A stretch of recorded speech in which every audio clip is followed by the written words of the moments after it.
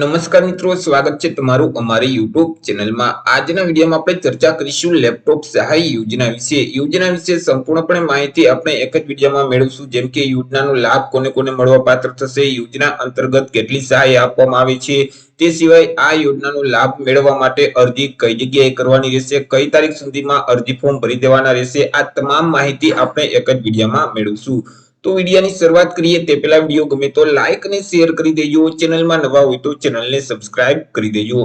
तो चालो मित्रों वीडियो की शुरुआत करिए। तो मित्रों आज जाहेरात छे ते सामाजिक न्याय अने अधिकारिता विभाग तरफथी आपवामां आवेली छे। वाइब्रेंट इंडिया माटे PM young achievers scholarship award scheme छे के जेने आपणे टूंकमां पीएम यशस्वी योजना तरीके ओळखीए छीए। तो आ योजना में अरजी फॉर्म मंगाववामां आवेला छे के जे योजना अंतर्गत विद्यार्थीओने कॉम्प्यूटर अथवा तो लैपटॉप पण आपवामां आवता होय छे। मित्रों बात करी लईए आपणे सौथी पहेला के आ योजनानो लाभ कोने कोने मळवापात्र थशे। तो आ योजनानो लाभ छे ते ओबीसी એટલે કે एससीबीसी सामाजिक અને शैक्षणिक રીતે પછાત વર્ગના જે વિદ્યાર્થીઓ છે, ईबीसी ईडब्ल्यूएस એટલે કે આર્થિક રીતે નબળા વર્ગના વિદ્યાર્થીઓ છે, ડીએનટી એટલે કે મિત્રો અહીં જે વિચરતી વિમુક્ત જાતિના જે વિદ્યાર્થીઓ છે, તો આ તમામ વિદ્યાર્થી આ યોજનાનો લાભ મેળવી શકશે।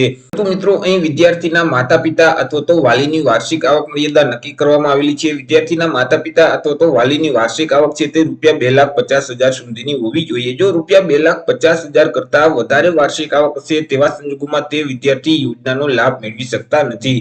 તે સિવાય મિત્રો કઈ સંસ્થામાં અભ્યાસ કરતા હોય તો આ યોજનાનો લાભ મેળવી શકાય છે। તો અહીં મિત્રો જે સામાજિક ન્યાય અને અધિકારિતા મંત્રાલયની જે ઓફિશિયલ વેબસાઇટ છે socialjustice.gov.in, તો આ વેબસાઇટ ઉપર સંસ્થાનું લિસ્ટ છે તે અપલોડ કરવામાં આવેલું છે। તમે ત્યાંથી ડાઉનલોડ કરી અને તમે ચેક કરી શકશો। જો તે લિસ્ટમાં તમે જે અભ્યાસ કરો છો તે સંસ્થાનું નામ હોય તો તમે આ યોજનાનો લાભ મેળવી શકશો। ચર્ચા કરી લઈએ મિત્રો સહાય વિશે। સહાયની માત્રા શું રહેશે તો અહીં જે પૂર્વ અનુશિક્ષણ ફી છે તથા જે નોન રિફેન્ડેબલ ચાર્જીસ છે તે મિત્રો અહીં મળવાપાત્ર થતો હોય છે। તે સિવાય દરેક વિદ્યાર્થીને દર મહિને ₹3,000 છે તે રહેવાના ખર્ચ તરીકે આપવામાં આવે છે।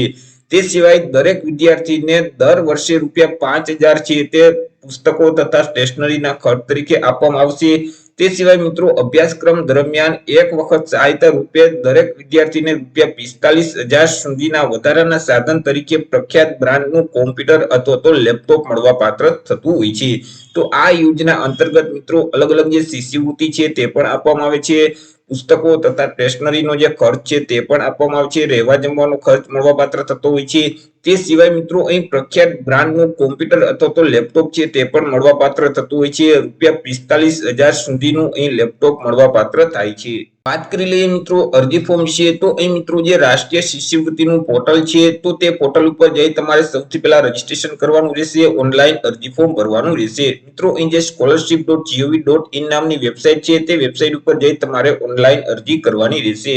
કઈ તારીખથી કઈ તારીખ સુધીમાં અરજી ફોર્મ ભરી શકશો તો અહીં 19/10/2023 થી લઈને 31 ડિસેમ્બર 2023 સુધી તમે ઓનલાઈન અરજી ફોર્મ ભરી શકશો। મિત્રો આ જે શિષ્યવૃત્તિની રકમ છે, સહાયની રકમ છે તે ડાયરેક્ટ ડીબીટીના માધ્યમથી જે વિદ્યાર્થીનું બેંક ખાતું છે તેમાં જમા કરાવી દેવામાં આવશે। આવી રીતે મિત્રો સામાજિક ન્યાય અને અધિકારિતા વિભાગની યોજના છે પીએમ યશસ્વી સ્કોલરશિપ યોજના, કે જે યોજના અંતર્ગત ઓબીસી કેટેગરીના વિદ્યાર્થી છે, ઈબીસી કેટેગરીના વિદ્યાર્થી છે, ડીએનટી એટલે કે મિત્રો વિચરતી અને વિમુક્ત જાતિના જે વિદ્યાર્થીઓ છે તો તે વિદ્યાર્થીઓને આ યોજના અંતર્ગત અલગ અલગ રીતે શિષ્યવૃત્તિ મળવાપાત્ર થતી હોય છે અને મિત્રો ₹45,000 સુધીનું કોમ્પ્યુટર અથવા તો લેપટોપ પણ મળવાપાત્ર થાય છે। આશા રાખું છું વિડીયો પસંદ પડ્યો હશે। વિડીયો પસંદ પડ્યો હોય તો લાઈક અને શેર કરી દેજો, ચેનલમાં નવા હોય તો ચેનલને સબસ્ક્રાઇબ કરી દેજો। ફરી મળીશું એક નવા ટોપિક સાથે એક નવા વિડીયોમાં। ત્યાં સુધી જય હિન્દ, વંદે માતરમ।